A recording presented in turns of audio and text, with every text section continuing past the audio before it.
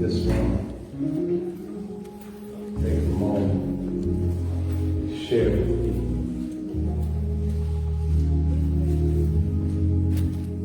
God's been so good.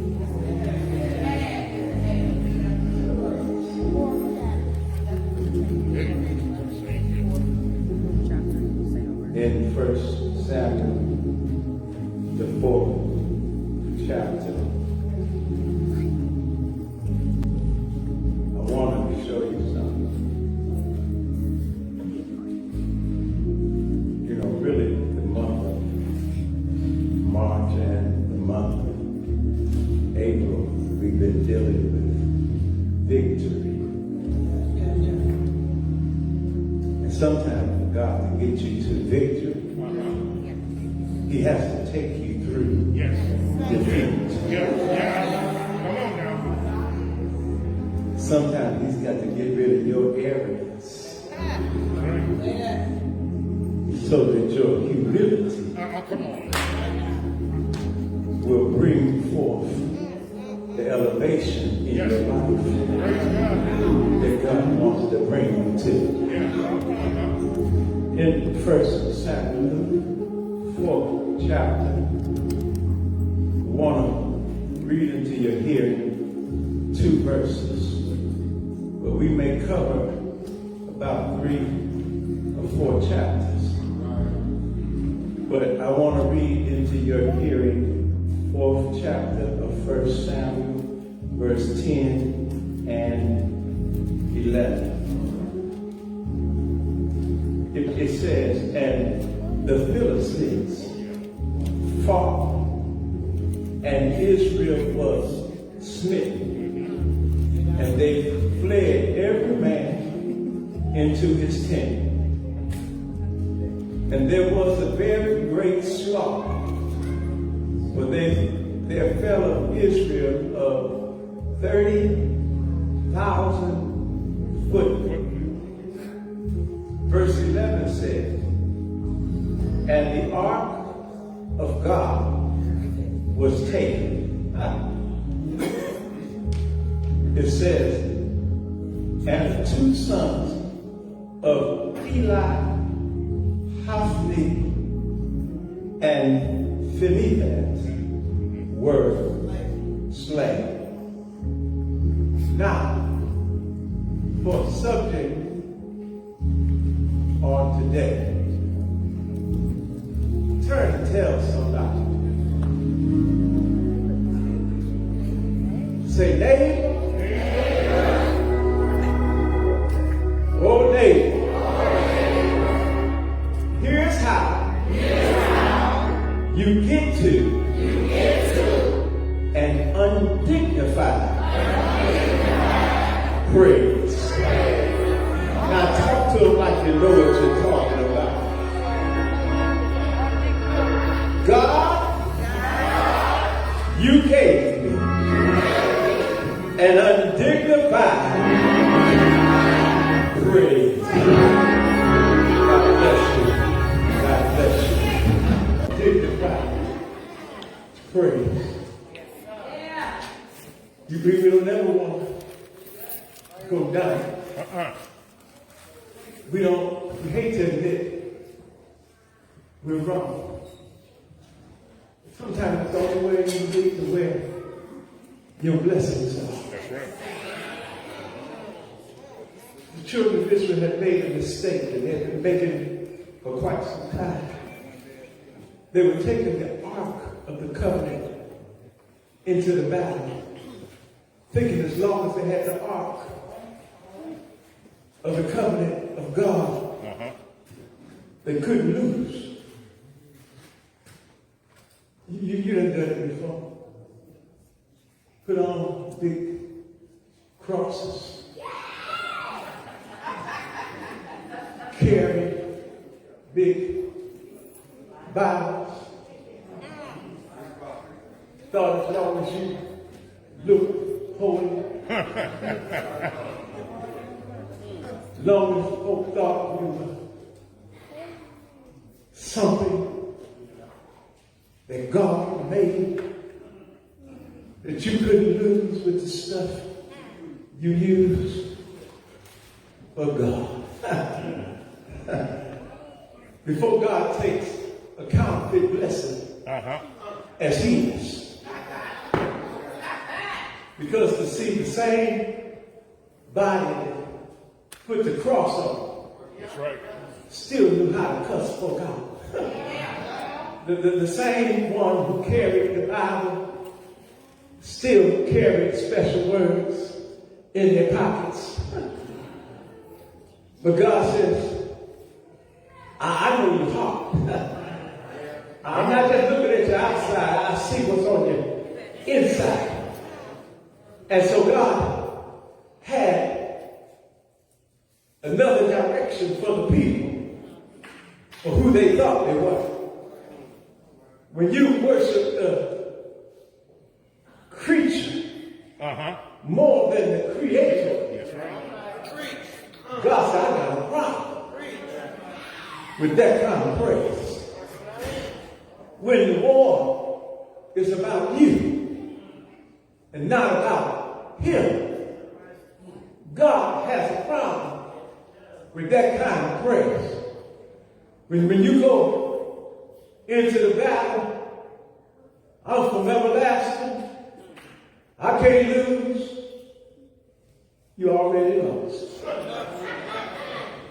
Because it's not everlasting that's somebody. It's the God that everlasting serves. Come on now. That's somebody. And anytime you put your trust in man and stop putting your trust in God, anytime you put more trust in the car that got you here than the God who started that car and helped you get here, this is about how man's failure became God's opportunity. God said, I want to bless you, but I want to bless you right where you are. And sometimes we get too high, too highfalutin for God. You get all caught up in the fact that you deacon so-and-so, that you reverend so-and-so, that your name means something. Your name does not got the power. His name has the power. And God don't care whether you're the one who carried around the bucket in the church, or if you're the person carrying around all the accolades in the church. God just wants to say, will you serve me? Will you give my name the praise for what you're able to do? Will you bless my name for every time I give you the strength to get out of that bed? Here he is. And they had won many battles. But now, up against the Philistines, they just know they're going to win because they carry the Ark of the Covenant. God says, no. Let me show you who I am. He let the enemy, the Philistines, win the battle and take the Ark of the Covenant. What you going to do now? When all that you've accomplished is now on the ground, what you going to do now? When everything you have is now shattered on the ground. When your belief system is not showing up for you. when you used to think you put on this outfit or you did this special sandwich, and all of a sudden everything got to work for your good. When it was never what you put your trust in. It was God who was working it all out for your good. I don't ask you amens or anything right now. I just want you to realize that sometimes you were the one who was wrong. You were the one who was messing up. You were the one going in the wrong direction. And some kind of way God had to get your attention and let you know it's not about what you got. It's about what I can do for you. And what I can do, ain't no power on earth equal to what I've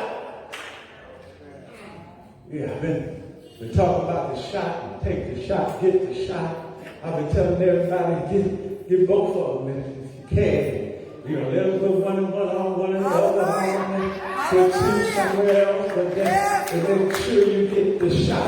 But I want you to know it's not the shot that's going to keep you.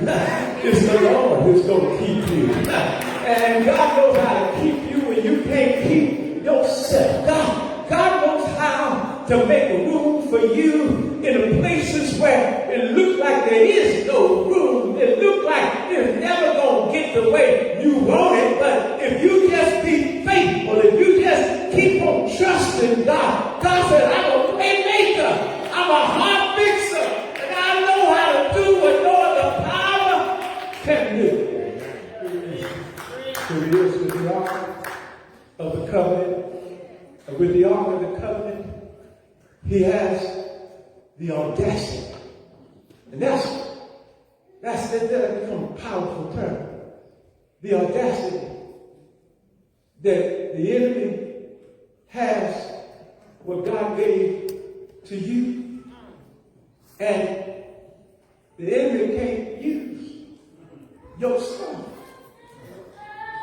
So he just has the ark, but he can't use it. You gifted. You ain't got it. But the enemy got it and can't use it. Hallelujah.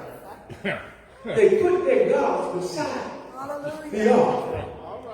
And every morning when they came in, their gods were on the ground. And the ark was standing up. They realized that they needed to let it go. This is something that you need to learn. Stuff that can't help you. Stop holding on to it. And let it go. See, sometimes we can't let it go. Because we don't have what we want.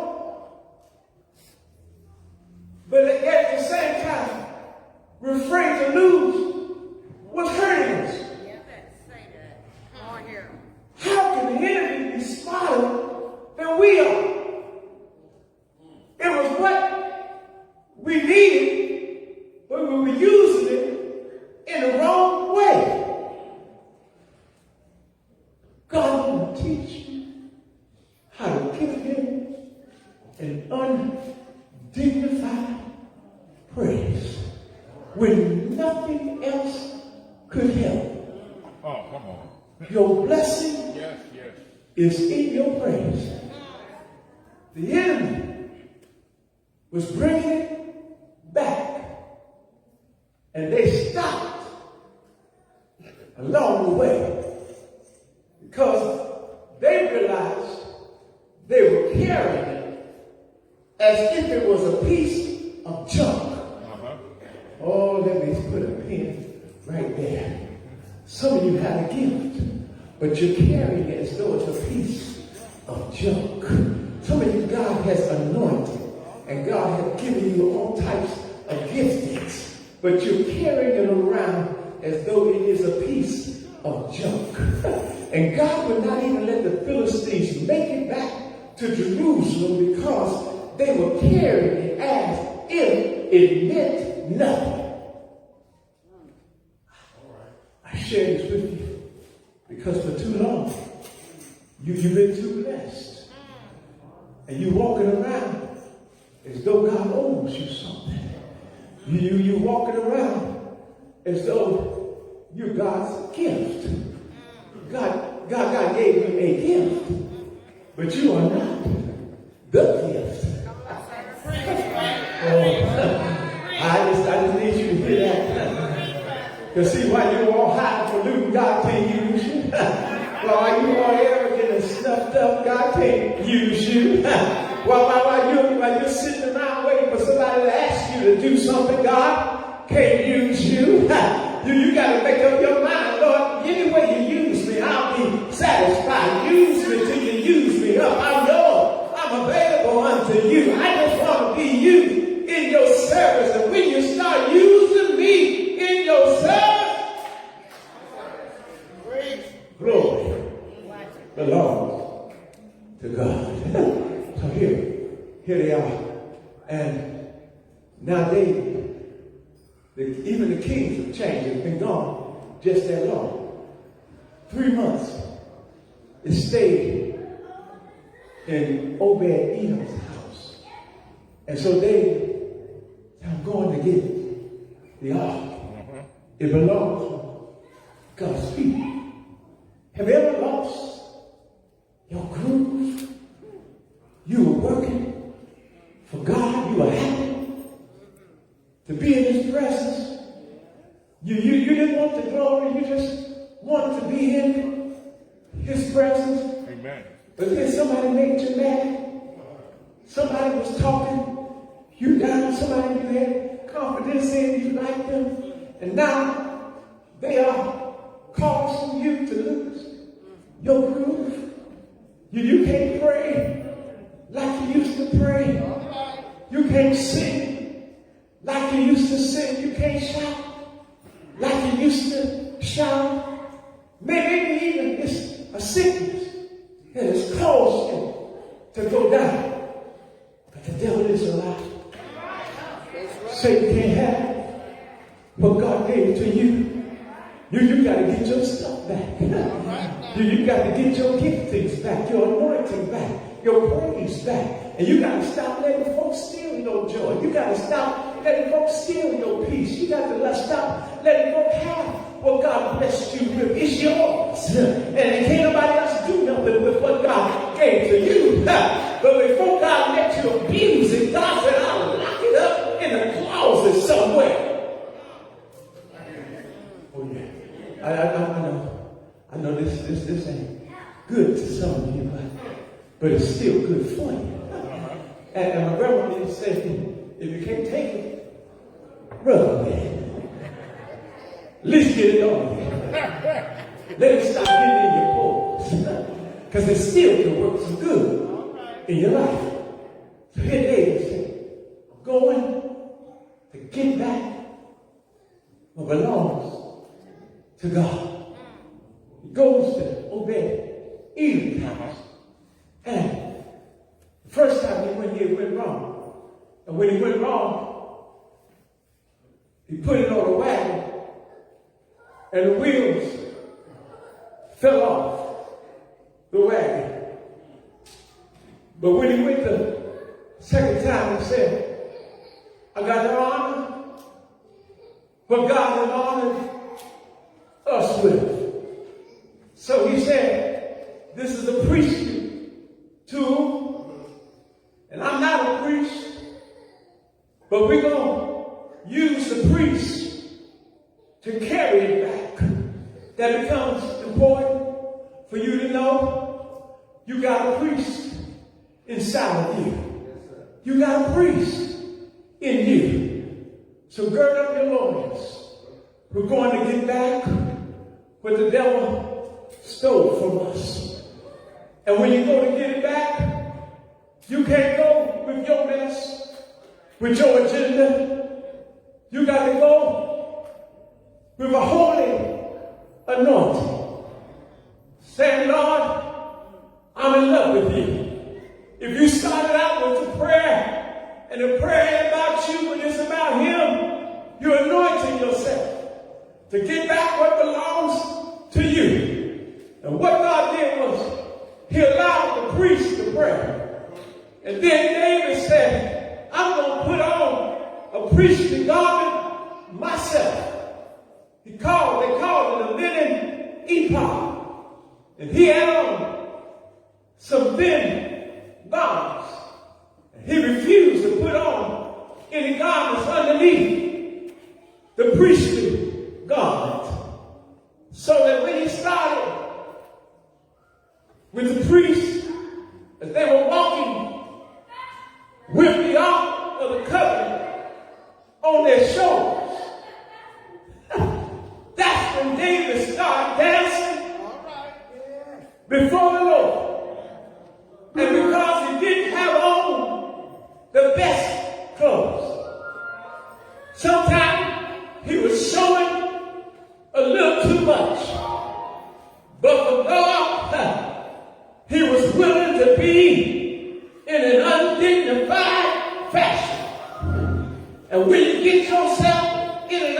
undignified fashion.